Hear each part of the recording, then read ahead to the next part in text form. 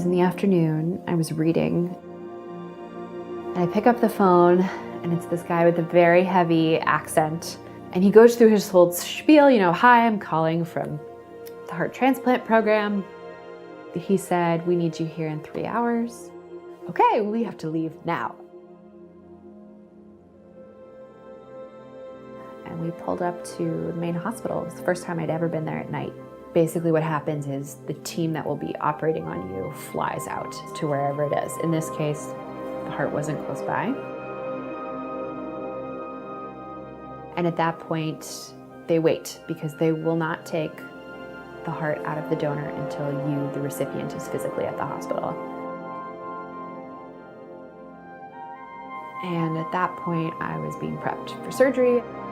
They put me out first, and then they brought the heart in.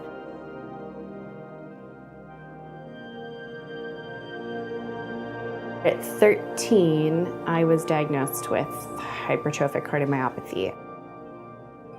I was running on a treadmill in the garage, and I just went into a cardiac seizure, had a implanted cardioverter defibrillator put in. So that really changed the trajectory. It was no more sports anymore, no more contact anything.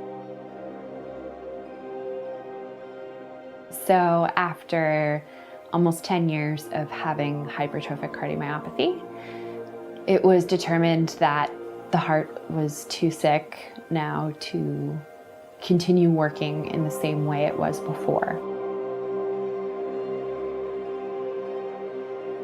It's a difficult emotion because you want the call so badly, you're so tired of waiting, but you also don't want the call to come because you want to spend time with your native body and you don't want to be invaded, and transplant is obviously a massive surgery and there's always the risk of complications.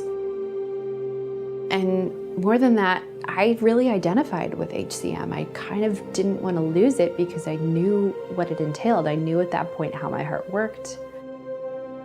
I mean, it was a piece of me. And you also didn't want the call to come because you knew what that meant for the donor.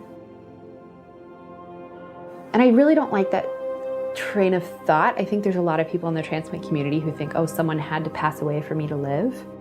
I'm much more comfortable sitting in the zone of someone was going to pass away anyway, and it's wonderful that they're making the choice to let somebody else live on.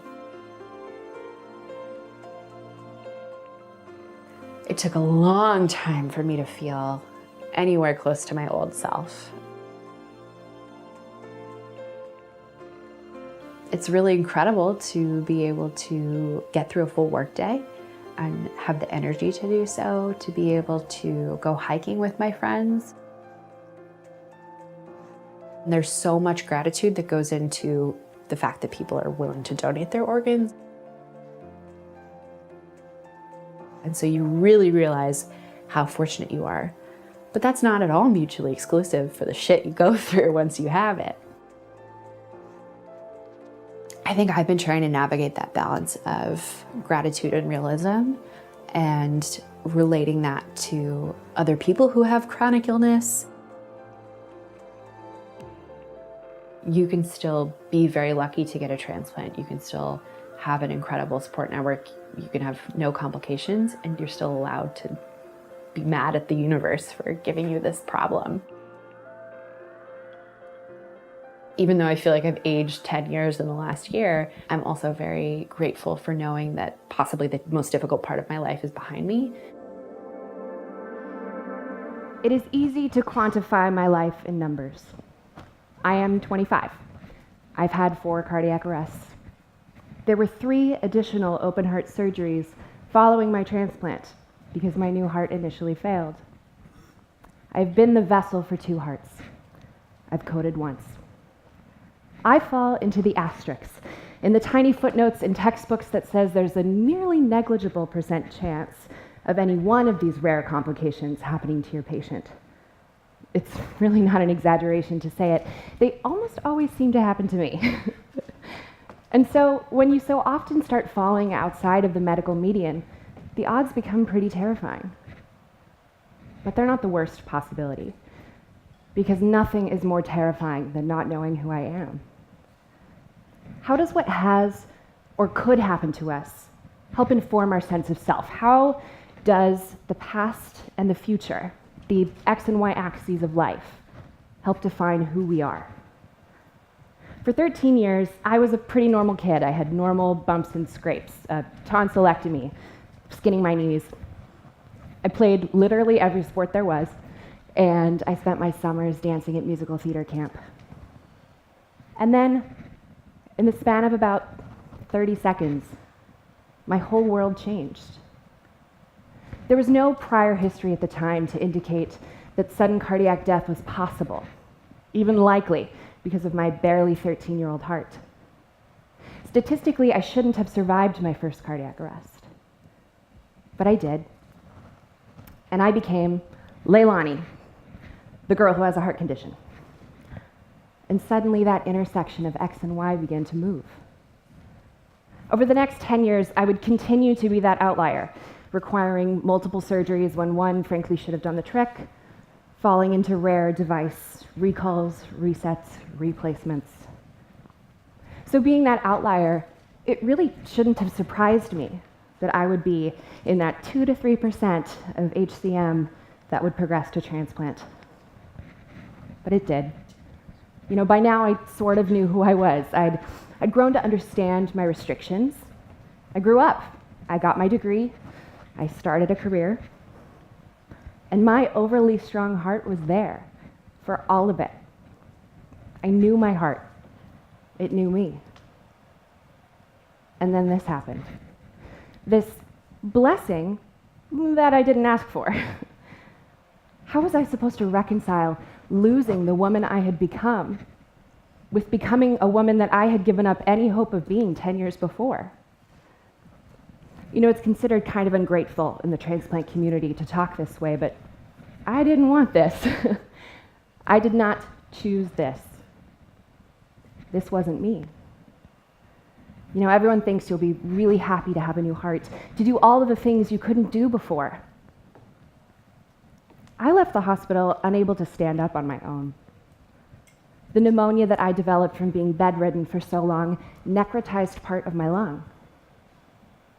And then, of course, there were the side effects. My hair, which I'd long considered the best part of myself, fell through my fingers like sand. Tiny fissures of strain began to break under all of the water retention and drove claw marks down my waist. I did begin to run for the first time in 10 years, before almost overnight, my knees were crippled by osteonecrosis from the prednisone. This wasn't better. This wasn't me. But the funny thing is, life doesn't stop and wait for you to try to redefine who you are. It continues growing. It continues changing, and that intersection of X and Y keeps crisscrossing with every new heartbeat. I think what I've come to learn through all of this is maybe who we are can be defined by how we cope with both where we are coming from and where we are going. Where I come from has been rough and heavy, but it has also been rare and beautiful. It has been statistically pretty darn improbable, but it's been mine.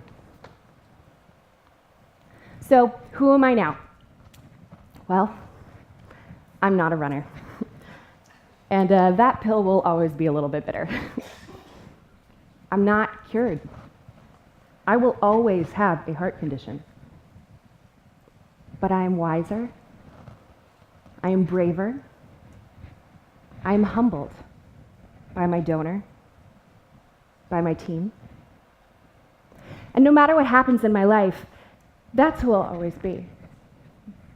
Because when my eyes close at the end of my life, I want to know I fought my damnedest to keep them open. And I want to know you fought your damnedest too.